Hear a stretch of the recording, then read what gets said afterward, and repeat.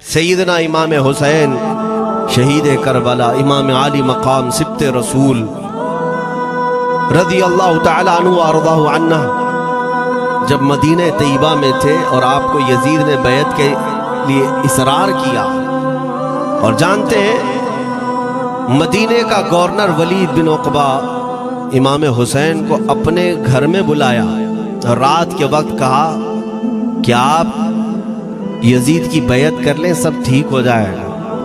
آپ نے ایک تاریخی جملہ فرمایا تھا، آج وہ سب مسلمانوں کو یاد ہونی چاہیے۔ امام حسین نے یہ نہیں کہا میں حسین رسول اللہ کا نواسا یزید کی بیعت کروں گا فاسق و فاجر کی، یہ نہیں کہا آپ نے۔ توجہ چاہتا ہوں، آپ نے یہ نہیں فرمایا، بلکہ یہ فرمایا مجھ جیسا اس جیسے کی بیعت کیسے کر سکتا ہے۔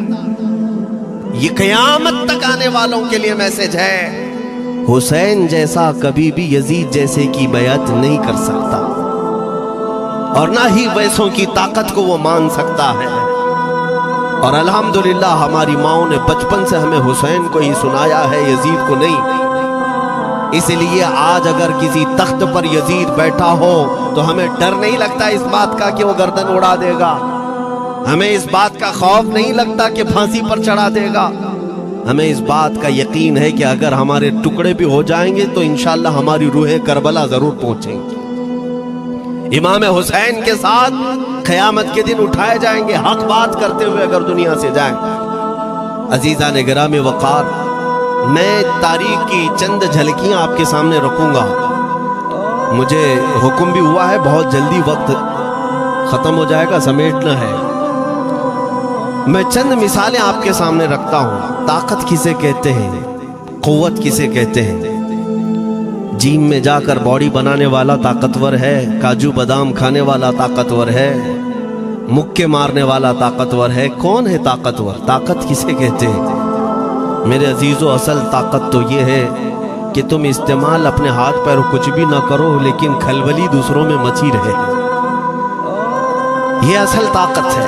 یہ رب تعالیٰ کی طرف سے دی ہوئی ہوتی ہے انعام میں۔ ورنہ آپ سوچ سکتے ہیں کہ حسین اعظم کے ساتھ جو لوگ آئے تھے وہ کل قافلہ کتنا تھا؟ الگ الگ روایتیں، امام حسین کے ساتھ 135 لوگ تھے، بعض روایات میں ہے 96 تھے، 96 لوگ تھے، بعض روایت میں 82 تھے۔ شہید ہونے والوں کی تعداد 72 ہے۔ لیکن اس بات پر اکثر علماء محدثین کا خیال ہے کہ 82 لوگ تھے، 82 لوگ تھے۔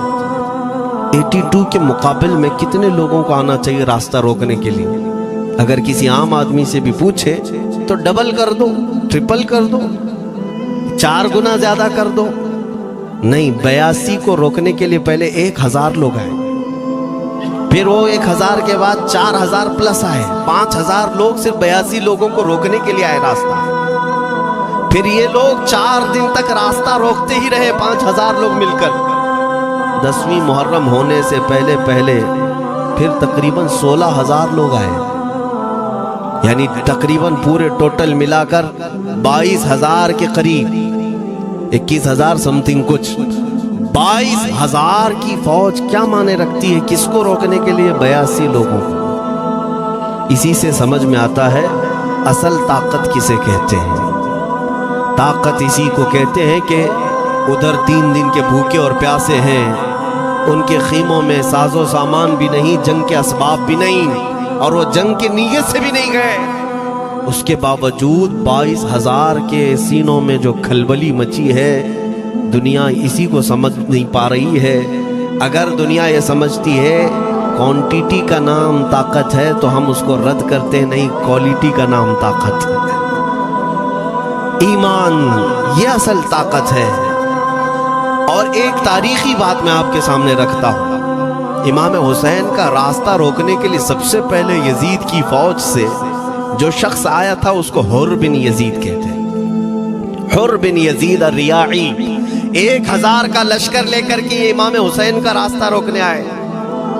2 دن تک ادھر ادھر گھماتے رہا، اور جب نمازیں ہوتی رہی امام حسین مصلی امامت پر ہیں اور یہ یزیدی اقتدا بھی کر رہے ہیں۔ ہر جماعت امام حسین کے پیچھے ہو رہی ہے، لیکن میں آپ کو بتاتا ہوں 10ویں محرم سے پہلے امام حسین نے ایک خطبہ دیا اور یزیدیوں سے کہا کیا تم میری حیثیت کو نہیں جانتے؟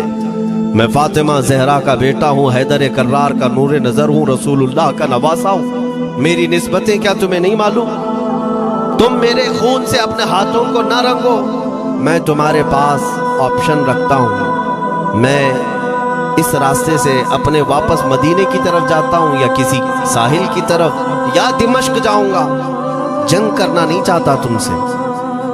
یہ 3 آپشن جب امام حسین نے رکھا تو یزیدیوں نے ایک کو بھی قبول نہیں کیا، وہ جنگ کرنا ہی چاہتے تھے، امام حسین کے خون کے ساتھ کھیلنا ہی چاہتے تھے۔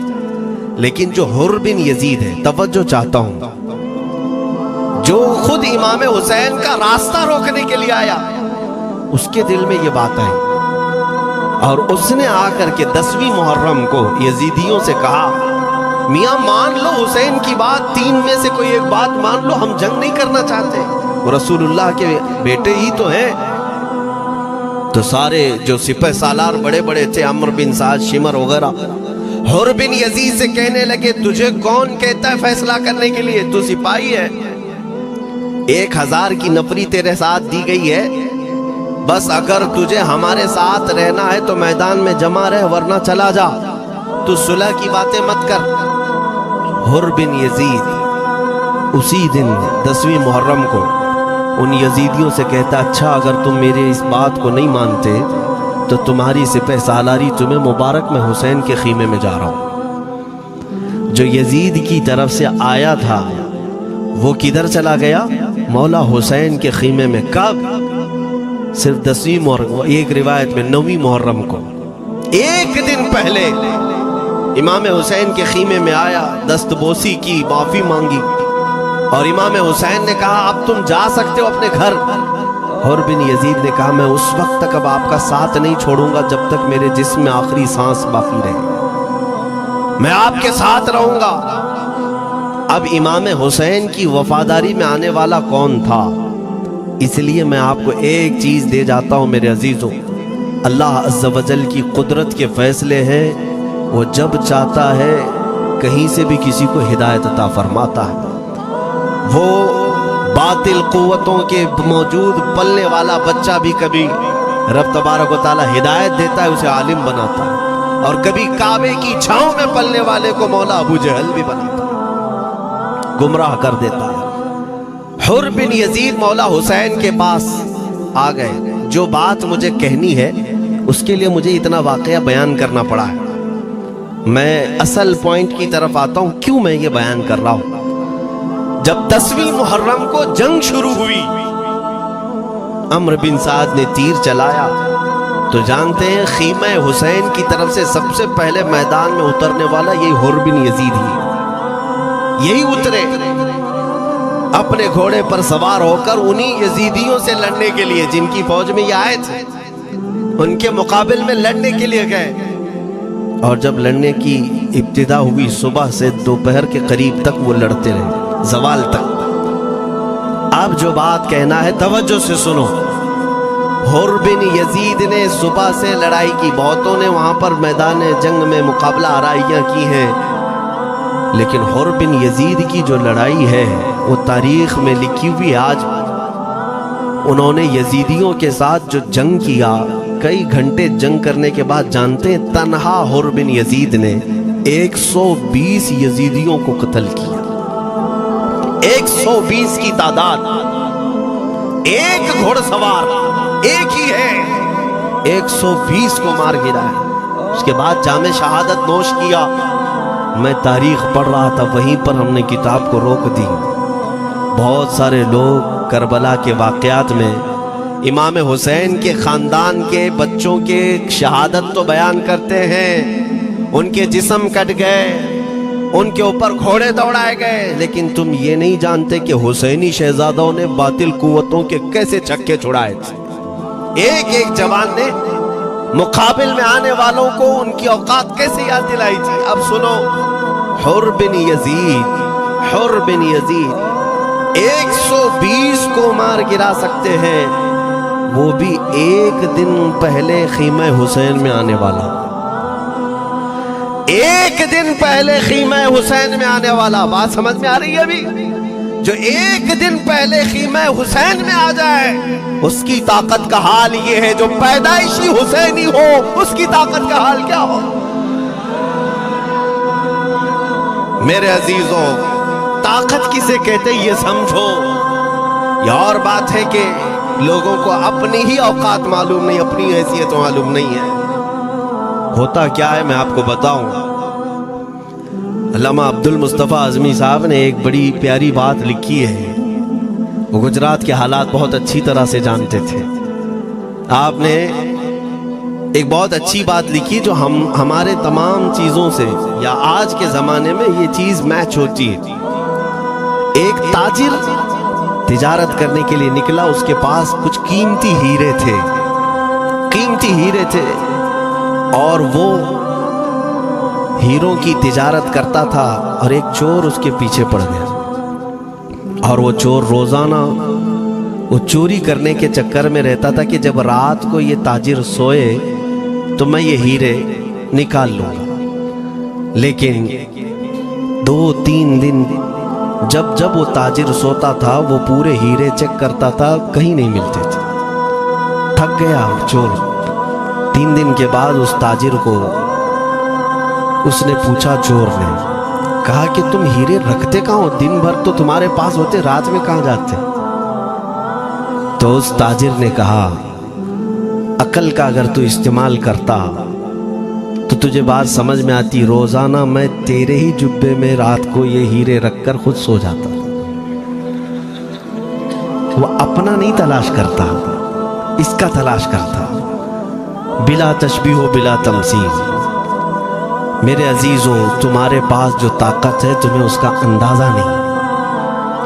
تم جو محبت مصطفیٰ صلی اللہ علیہ وسلم کی شمع اپنے سینے میں رکھتے ہو، مولا کریم کا وعدہ ہے تمہارے ساتھ، کانا حقا علینا نصر المؤمنین۔ رب تعالیٰ فرماتا ہم نے اپنے اوپر لازم کر لیا ہے کہ ایمان والوں کی مدد کریں، اور ہم نے مدد دیکھی ہے، رب تعالیٰ کی مدد دیکھی ہے۔ آج کے ان حالات میں مجھے بتاؤ، بھونکنے والے بھونک ہی رہے ہیں، باقی تمہارا کیا بگاڑ لیا؟ کیا تمہارا خراب کیا؟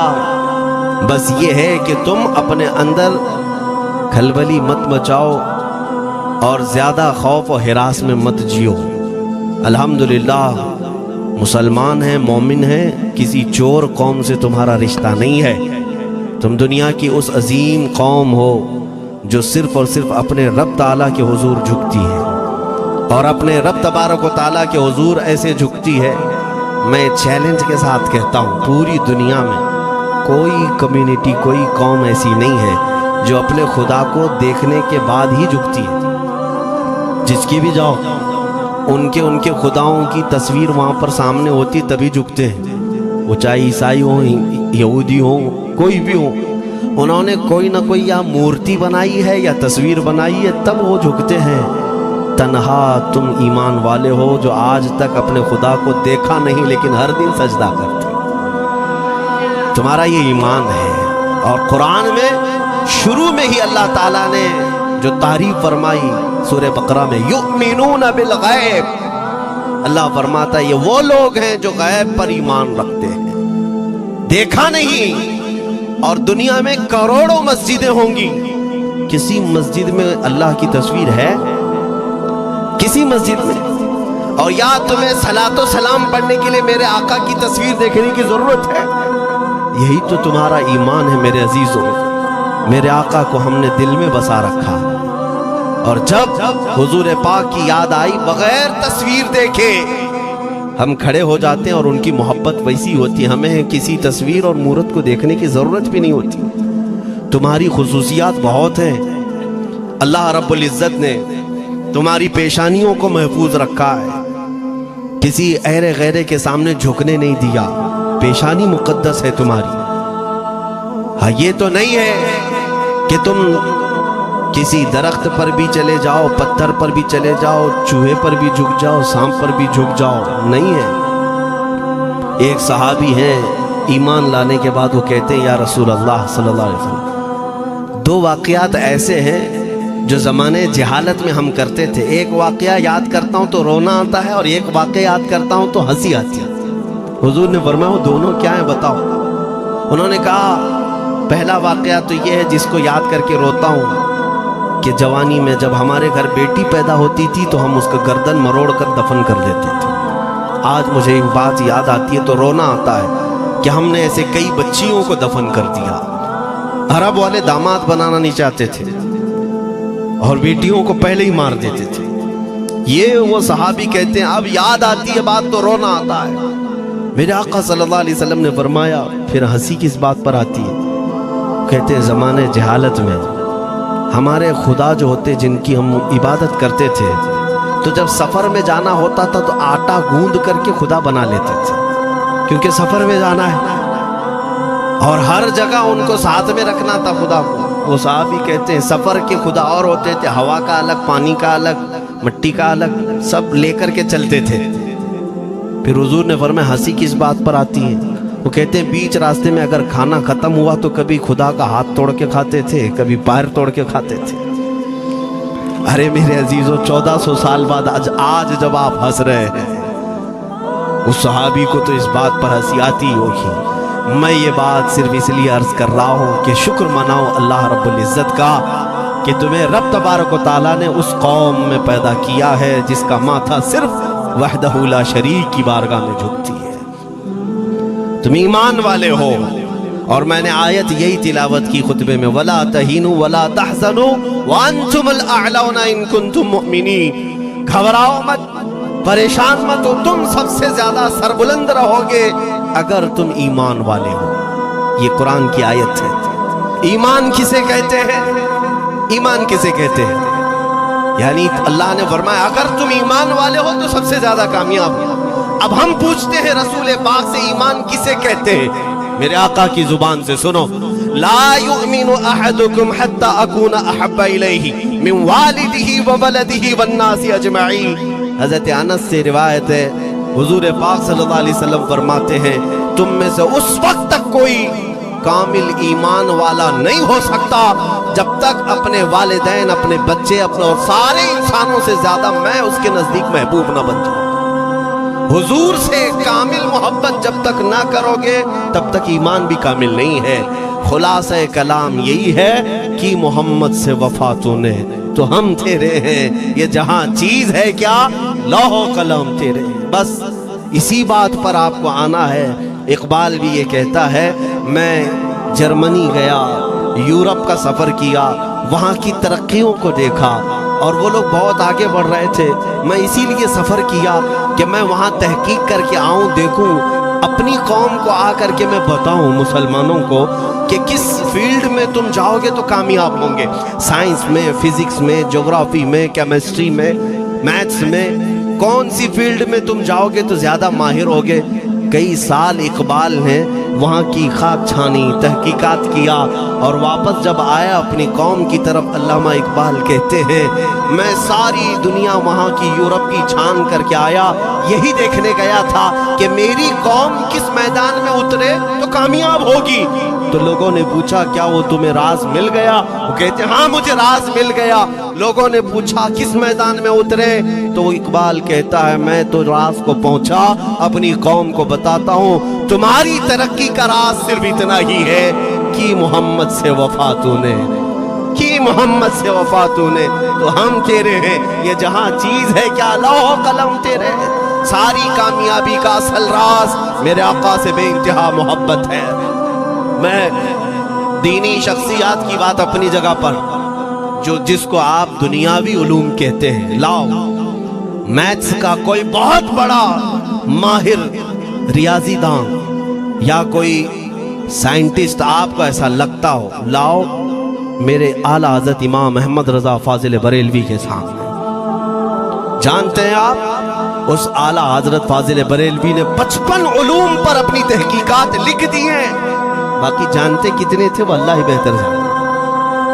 ایک بات میں آپ کو بتا رہا ہوں، میتھس میں، میتھمیٹکس میں ان کے پاس ایسی ایجادات تھی. ایک کتاب اعلیٰ حضرت نے لکھی ہے جیومیٹری پر. آج کے بچے جو کالج پڑھتے ہیں وہ جانتے ہوں گے. ज्योमेट्री की भी कई उसमें अकसाम लिखी गई हैं। और आला हज़रत ने एक किताब लिखी है कश्फुल इल्ला अन सिमतिल क़िबला, क़िबला पहचानने का इल्म। तुम तो आज वो कंपास लेकर के पहचानते हो ना, अब तो मोबाइल में आ गया, मोबाइल को घुमाओ, इधर दिखा रहा उधर, उधर दिखा रहा उधर क़िबला। मेरे अजीजों, इस्लाम मशीनों से नहीं चलता है। इसका सेल चला गया तो क्या तुम्हारा इस्लाम चला जाएगा? इसकी बैटरी चली गई तो क्या तुम्हारा दीन चला जाएगा? नहीं, इस्लाम मुकम्मल कवायद और ज़वाबित के साथ है। सारी मशीनें खत्म भी हो जाएं, इस्लाम ने तुम्हें कायदे बनाकर दिखाए हैं, प्रैक्टिकल। ये क़िबला पहचानने का इल्म होता है। शहर का तूलुल बलद अर्जुल बलद देखना होता है, बहुत सारी उसमें चीज़ें, उसकी सतह समंदर से ऊंचाई कितनी है, फिर सितारों को देखा जाता है, फिर पहचाना जाता है क़िबला, उसको हिसाब में लगाया जाता है। आला हज़रत ने ये जो किताब लिखी, पूरे 1400 साल में आला हज़रत की ये किताब, जिसमें 10 कायदे खुद उन्होंने ईजाद किए, उनसे पहले किसी ने नहीं लिखी, खुद उन्होंने ईजाद किए। और उसके बाद आला हज़रत ने चैलेंज के साथ कहा कि मैंने, फ़कीर ने ये 10 कायदे ईजाद किए हैं, इस पर कोई अमल करके क़िबला पहचानना चाहे तो उस पर अमल करके खड़ा हो जाए। अगर हिजाबात हटा दिए जाएं तो काबा उसकी नाक के सामने होगा। आला हज़रत ने लिखा है काबा ऐन उसकी नाक के सामने होगा।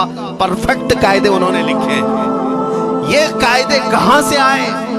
हिसाब, मैथमेटिक्स।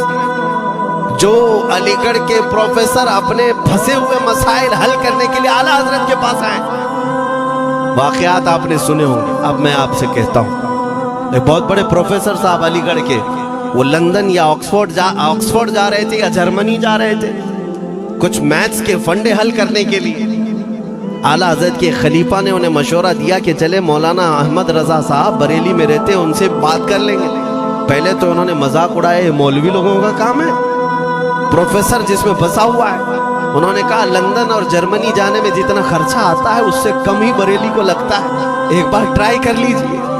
वो आए आला हज़रत के यहाँ, वो मौलाना सैयद सुलेमान साहब के कहने पर जब आला हज़रत के पास आए, असर का वक्त था, अजान हो चुकी थी, आप मस्जिद की तरफ जा रहे थे। प्रोफेसर साहब से मुलाकात हुई। आला हज़रत ने पूछा कैसे आना हुआ? उन्होंने कहा एक बहुत पेचीदा मसले में फंस गया हूँ, मैथ्स का, रियाजी का, हिसाब का हल नहीं होता, इसके लिए मैं बाहर का सफ़र कर रहा था। आपके शागिर्द मौलाना सुलेमान साहब ने कहा कि आपसे मिलने। आला हज़रत ने कहा दिखाएं क्या मसला है? उन्होंने कहा इतने शॉर्ट टाइम में ये हल नहीं होगा, नमाज के लिए आप जा रहे हैं। आला हज़रत ने फरमाया फिर भी दिखाओ। आला हज़रत को उन्होंने वैसे ही खड़े दिखाया। देखते ही आला हज़रत ने उंगलियां रखी और कहा इसका यहाँ से, इसका यहाँ से, फलां का यहाँ से, इस तरह आप लगा करके देख ले, मैं असर की नमाज से फारिग होकर आता हूँ। वो प्रोफेसर साहब कहते हैं उन्होंने चुटकियों में यूं हल किया, मैं जब बैठ करके उस मसले को लगाया तो तुरंत 2 मिनट में वो मसला हल हो गया। अब जिसके लिए मैं ये वाक़या अर्ज कर रहा हूँ सुनो। वो हैरत में आंखें फटी फटी रह गई उस प्रोफेसर साहब की। उधर नमाज होने के बाद आए आला हज़रत, तो वो अशश करने लगे। कहा मौलाना साहब मैं पहली मर्तबा देख रहा हूँ कि मदरसे का कोई मौलवी मैथ्स के इतने टफ फंडे को हल कर लेता हो। मौलाना ये तो बताएं ये रियाजी और ये मैथ्स के मसले आपने किससे सीखे? कौन है आपको? किस कॉलेज में, किस यूनिवर्सिटी से आपने सनद हासिल की है? यही मुझे कहना है मेरे से। अब आला हज़रत का जवाब सुन। कहते हैं जनाब मैंने अपने वालिद से सिर्फ प्लस माइनस और मल्टीपल के मसले सीखे, जमा, नफी और ज़रब हमारे वालिद साहब ने बस इतना ही सिखाया। और उस वक्त बचपन में मुझे मंतिक, फ़लसफ़ा, ये सब किताबें पढ़ने का शौक़ था। मैं हिसाब के, ज्योमेट्री की ये किताबें लेकर बैठा। मेरे वालिद आए, देखा, पूछा अहमद रज़ा क्या पढ़ रहे हो? मैंने दिखाया ये मंतिक है, फ़लसफ़ा है या हिसाब की किताबें हैं। मेरे वालिद ने वो किताबें अपने हाथ में ले ली और कहा जा रसूलुल्लाह की हदीसें पढ़, सदक़े में सारे इल्म दे दिए जाए। आला हज़रत फरमाते हैं, उसके बाद मैंने अपनी जिंदगी मेरे मुस्तफ़ा के कदमों में लगा दी।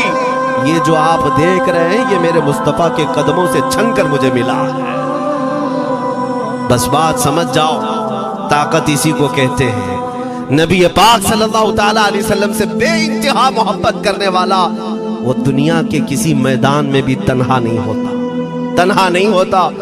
अजीज़ान गिरामी वक़ार, मैं इस बात की तरफ आपको ले जाता हूँ। एक सहाबी हज़रत सलमा बिन अकवा रदियल्लाहु ताला, इनको राजिलु रसूलिल्लाह कहा जाता है।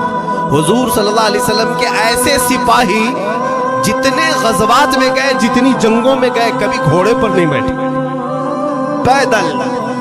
और वो ऐसा पैदल चलते थे कि कोई घोड़ा भी उनके साथ नहीं पकड़ पाता हूँ जब वो भागते थे।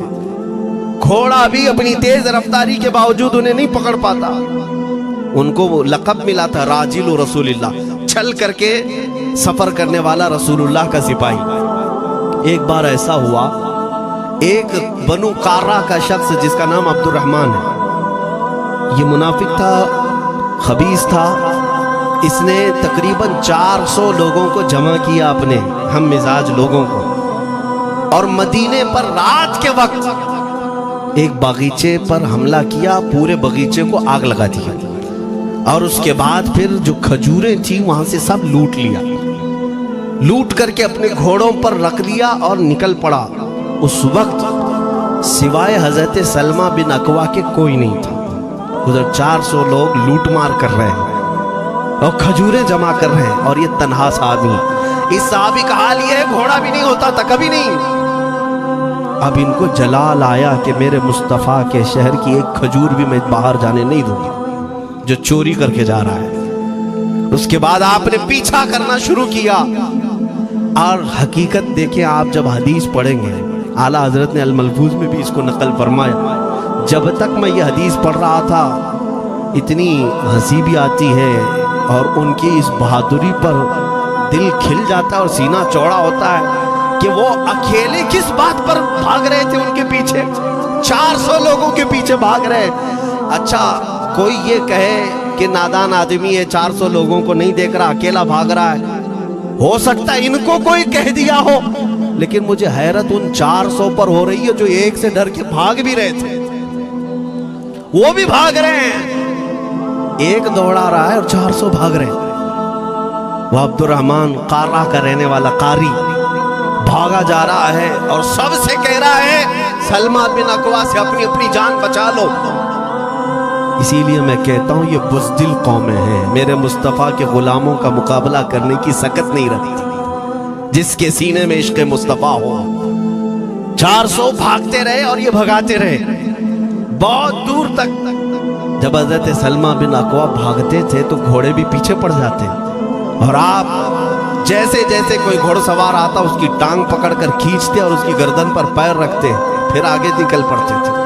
न जाने कितनों को उन्होंने तन्हा अपने हाथों से गिराया, कोई मुकाबला करने को तैयार नहीं। गिराते भी हैं और उनकी गिरी हुई खजूरें जमा भी करते हैं कि मुझे मदीने वापस ले जाना है। उस सहाबी को मैं पढ़ता हूँ, अजीज़ा ने गिरामी खजूरें जमा करते रहे और उन्हें भगाते रहे। आखिर में वो 10-10 की टुकड़ियों में बदल गए। वो अब्दुर्रहमान कार्रा का रहने वाला कहने लगा, एक साथ मत भागो, ये अकेले सबको भगा रहा है, 10 इधर जाओ, 10 उधर जाओ, 10 उधर जाओ। जालिमों, पलट कर मेरे मुस्तफ़ा के गुलाम का मुकाबला करके देखते हैं, लेकिन किसी से नहीं हुआ। वो पहाड़ की चोटियों में चले गए। हज़रत सलमा बिन अकवा पहाड़ पे भी चढ़ने लग गए। तो अब्दुर्रहमान कार्रा वो कहता है वहीं से चीख करके, सलमा बिन अकवा तुमको क्या चाहिए, क्यों पीछा कर रहे हो?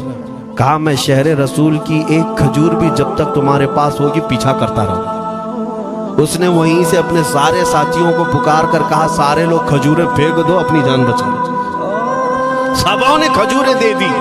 हज़रत सलमा बिन अकवा पूरी खजूरें जमा की, कितनों को रोनते हुए वापस आने लगे। जानते हैं, एक सहाबी और है हज़रत अबू क़तादा, जिनको फारिसु रसूलिल्लाह कहा जाता है।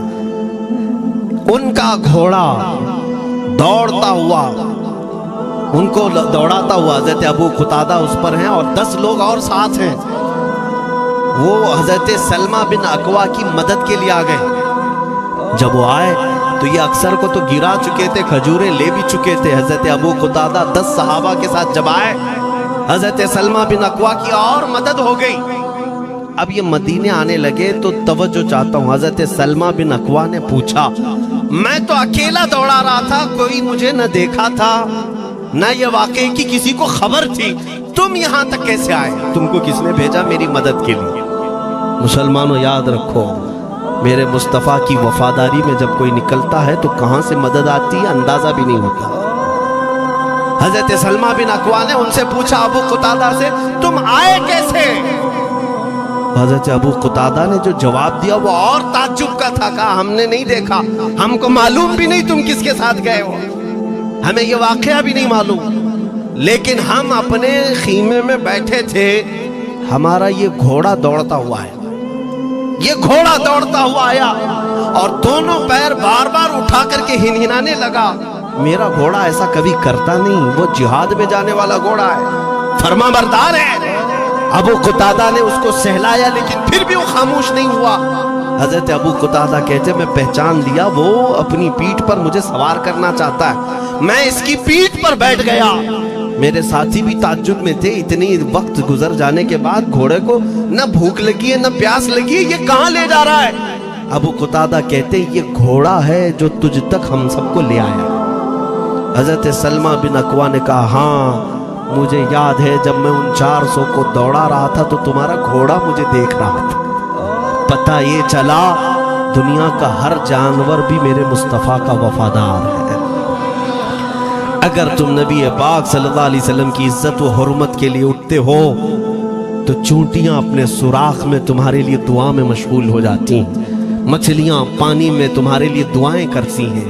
عزیزان گرامی وقار، آج میں اپنے جملوں کو سمیٹتے ہوئے یہ بات کہتا ہوں، دھورا جی کی سرزمین میں نے کبھی سنا نہیں یا کبھی آپ سے ملاقات نہیں کی، لیکن اتنا بڑا مجمع ہمیں جو سننے کے لیے بیٹھا ہے، لوگ مصافحے کے لیے آئے، پھول ہار پیش کیے،